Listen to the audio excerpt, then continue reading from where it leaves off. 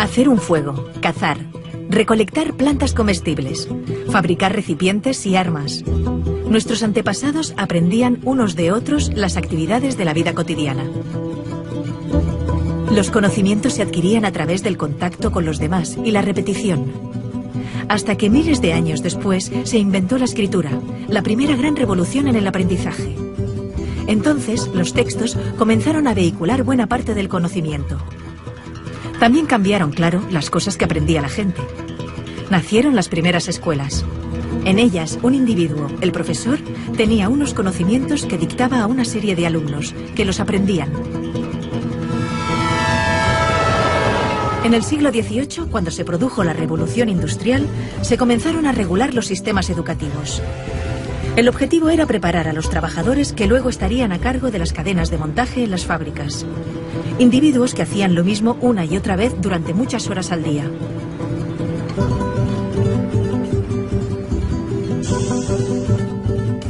La escuela que se inventaron seguía ese patrón. Todos los niños repetían y repetían de memoria determinados conocimientos. Un proceso estandarizado y lineal, en el que les enseñaban aquellas materias que se consideraban útiles para la recién nacida economía industrial. Es el modelo que ha perdurado hasta nuestros días. Sin embargo, ya no nos sirve, porque el mundo, en el último medio siglo, ha cambiado radicalmente. Los avances espectaculares que se han producido en ciencia y tecnología han hecho, por una parte, que pasemos de ser una sociedad industrial basada en la producción masiva de objetos a una sociedad de servicios y de información, en la que el motor son las ideas y la creatividad, la capacidad de inventarnos nuevos oficios más acordes al siglo XXI.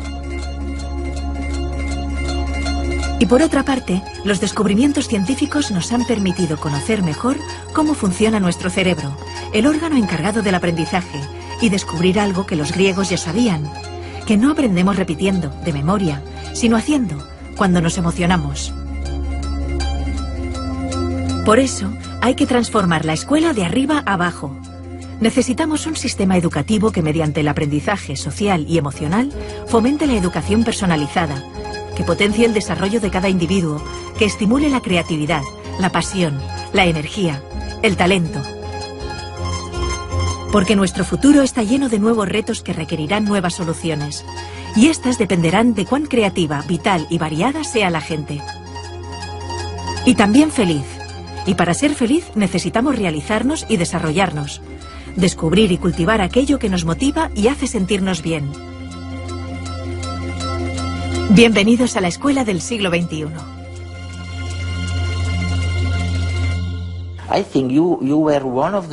Creo que fuiste uno de los primeros del sector educativo en hablar de la desafortunada división entre ciencias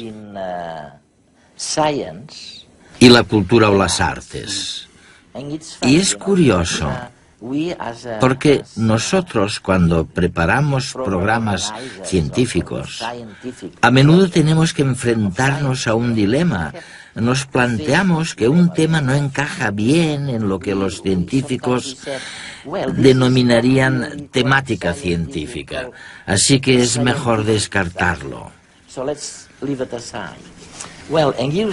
Pero tú afirmas que como resultado de esta escisión entre la ciencia y las disciplinas artísticas, hemos ignorado un campo fantástico, el de la creatividad. ¿A qué te refieres exactamente? Pensemos de nuevo en la educación. La mayoría de países no instauraron un sistema de educación pública obligatoria hasta mediados del siglo XIX. Se trata de ideas bastante nuevas. Dos factores influyeron mucho en la educación. El primero fue la economía industrial, que provocó una cultura organizativa de la educación extremadamente lineal, centrada en los estándares y la conformidad. Y el otro gran factor de influencia, en mi opinión, fue la cultura intelectual de la Ilustración, que desencadenó en la cultura académica de la educación. Una de las características de la enseñanza es que hay una jerarquía de asignaturas en las escuelas.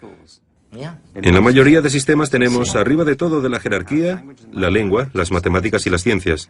Un poquito más abajo están las humanidades, como la geografía y los estudios sociales, o la filosofía, cuando se enseña. Y debajo de todo están las disciplinas artísticas. Hay poquísimos sistemas educativos, no conozco ninguno de hecho, que enseñen danza con el mismo rigor y sofisticación con el que se enseñan matemáticas. ¿Por qué hay esta jerarquía? Muchos te dirán, es evidente, tiene que haber una jerarquía. ¿Pero por qué? Creo que hay dos motivos. El primero de los cuales es económico. Se cree que las materias que están más arriba en la jerarquía son más relevantes para el mundo laboral. Para encontrar trabajo. Sí. Y te encuentras con afirmaciones como, no te dediques al arte, jamás serás un artista ni te ganarás la vida con el arte. No hagas música, es muy difícil salir adelante como músico. Así que un argumento es claramente económico. Pero lo interesante es que nadie te dice, no te centres en las matemáticas, nunca serás matemático, ni tampoco, olvídate de la química, jamás serás químico. Esto se debe a que en nuestra cultura intelectual existe una asociación entre las ciencias y cierto tipo de conocimiento objetivo. Se cree que al trabajar con las ciencias, se trabaja con hechos y certeza, que son las cosas que marcan diferencias en el mundo, mientras que las disciplinas artísticas se asocian con los sentimientos y la expresión personal, por lo que están muy bien para entretenerse, pero no son importantes para la economía. La Ilustración y la Revolución Científica crearon un modelo de inteligencia y conocimiento que ha imperado en nuestra cultura. Desde entonces, el arte se ha asociado con la corriente del romanticismo del siglo XIX, con la expresión de sentimientos. Y creo que es un problema enorme, porque esto ha disociado el intelecto de la emoción. Y hemos pasado a considerar ambas cosas como separadas, en detrimento tanto de las artes como de las ciencias.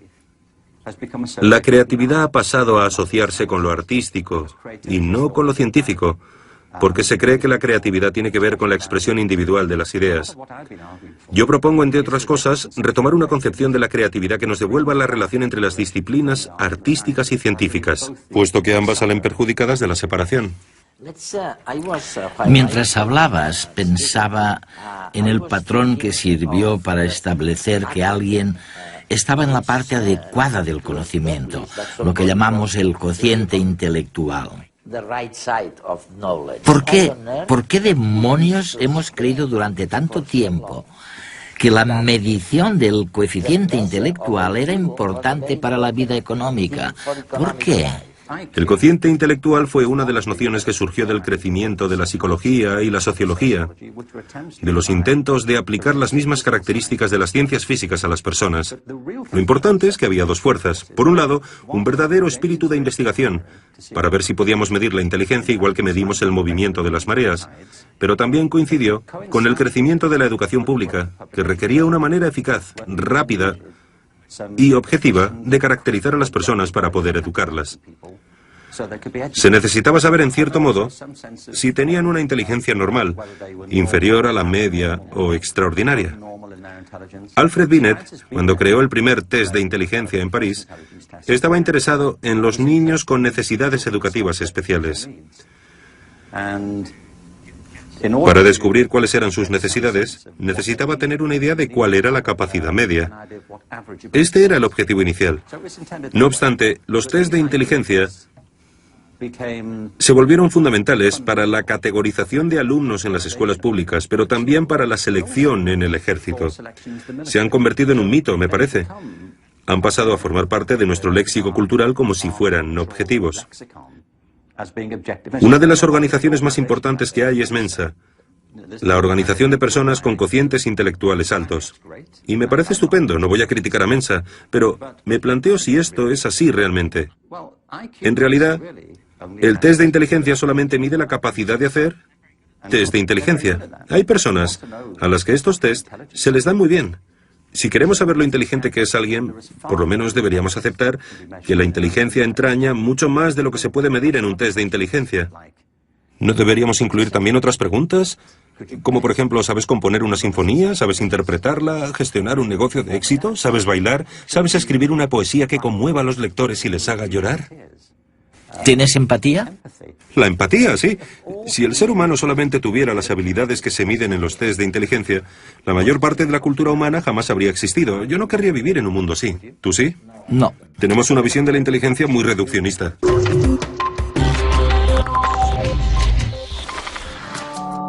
El psicólogo Omar Greenberg recordaba en redes la problemática de los profesores frente a los nuevos retos de la educación.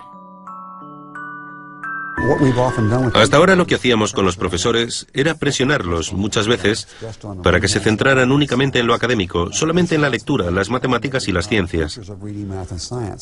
Y en eso se han convertido, en profesores de lectura, de matemáticas y de ciencias. Pero la mayoría de profesores eligieron la profesión porque querían llevarse bien con los niños.